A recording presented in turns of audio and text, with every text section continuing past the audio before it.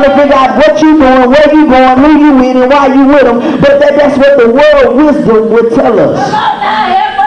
You see, but the wisdom in the Bible says that a man that does not work does not eat. A wise man leaveth an inheritance for his children. So, Pastor Scott, what are you trying to tell me this morning? I'm trying to tell you that wisdom will make you go out and get you a job. Wisdom will go out and not let you settle for any kind of job, but it'll let you get the kind of job that will allow you to leave an inheritance for your children.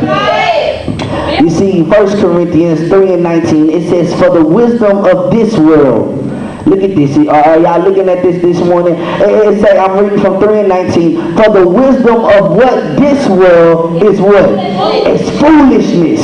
With God. It's foolishness with God. When God look at your wisdom and you tell my God, I know how to work the situation out, he just shaking his head at you.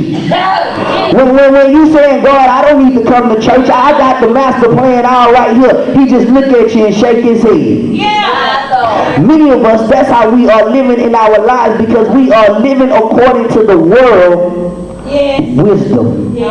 You see, because the world wisdom is not God's wisdom. That's why we have to pray, God, tie my mind to your mind. God, put in me the kind of mind that you would want me to have. God, order my footsteps. God, show me the right direction to go in. God, because I don't want to be going down the same path over and over and over and over and over. And every time I look around, I'm back in the exact same situation. But God is saying, it's time out for all that. It's time for you to get ready to go to the next level. It's time for you to start praying for people instead of people always praying for you. It's time for you to start interceding for people instead of somebody always interceding for you. But in order for that to happen, you got to get some wisdom.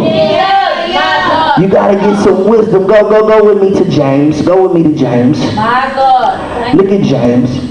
Now, Pastor Scott, I don't really understand everything that's going on with this wisdom business, Pastor Scott. Pastor Scott, what are you really trying to say to me? How can I even get wisdom? I'm only 19 years old. Pastor Scott, I can't get no wisdom. Pastor Scott, I didn't go to college. Pastor Scott, I don't have no degrees behind my name. Pastor Scott, I can't get no wisdom. But look what the text tells us. Now the text tells us, it says, if any of you lack wisdom. That's right. Look at your neighbor and say, are you an any of you? If any of you lack wisdom, it didn't just say a particular you. It didn't say just white people. It didn't say just black people. It didn't say just brown people. It didn't say just men. It didn't say just women. It didn't just say just educated people. But it said if any of you. If any of you lack wisdom, let him do what? Ask. Let him do what? Ask. Says everybody read that part. Let him do what? Ask. Pastor Scott, what are you trying to tell me this morning? I don't have to beg God for wisdom? Nah, you don't have to beg God for wisdom. But Pastor Scott, do I have to plead with God for wisdom? Nah, you don't have to plead with God for wisdom. But we already understood 3 weeks ago that prayer is simply talking to God. And when I go to God in prayer, I can begin to ask him for wisdom. So I can say, God, above all things, God, bless me with wisdom, God. God, bless me with the ability to think out the situation, God. Instead of just acting erratically, God, instead of just acting like I think I should act. God, bless me with the mindset, God, to act the way you would have me to act. God, bless me the way you would have me to act. And I want to jump down to the 8th verse before I go back up.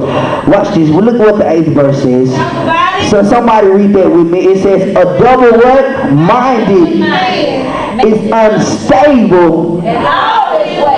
Wait a minute, Pastor Scott, I don't understand what you're trying to tell me, Pastor Scott. You mean to tell me if I come to church on Sunday and I act holy and holy, but then I'm in the club on Friday dancing and doing the stanky leg, you mean to tell me I'm unstable in all my ways? That's what the Bible said right there. I didn't say that. That's what the Bible said. I'm unstable in my ways. I'm unstable. How can I have wisdom if I'm unstable? Because what wisdom will do, wisdom will stabilize you. That's right. I don't think y'all heard what I did. Wisdom will stabilize you, and wisdom will show you I need to keep my eyes on the prize. It's just like a racehorse. It's just like a racehorse. When the racehorse get ready to run the race, what they do is they put some blinders on his eyes. You see, they don't let him look to the left. They don't let him look to the right. But the only thing he can see is the finish line. I wish I had a witness in here this morning. You see, if we as saints of God will begin to put us on some spiritual blinders and say, God, you know what? God, cover my eyes up so I can't see nothing but your face, God. God, cover my eyes up so I can only seek after you. God, cover my eyes up so I can only want to worship you. I ain't worried about what kind of race he running, because the Bible says the race is not given to the swift nor the strong, but the one that will endure to the end. Look at this. It says a double-minded man. A double-minded.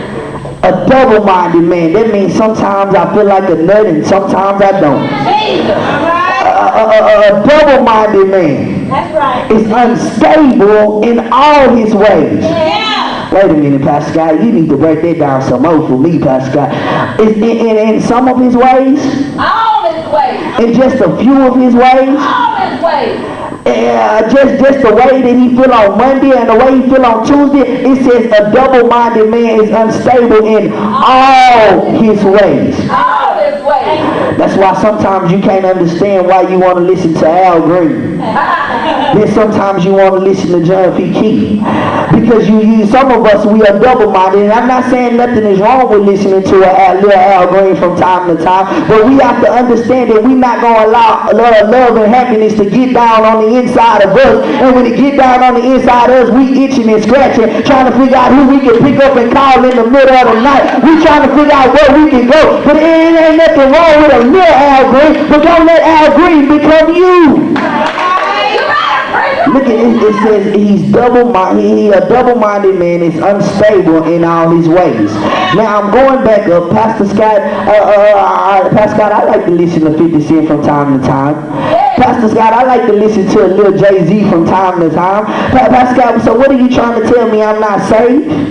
Nah, that ain't what I'm trying to tell you. I'm not trying to tell you not saved, but you need to learn to ask God for the wisdom. When is it time for me to listen to Jay-Z? And when is it time to listen to Shirley Caesar?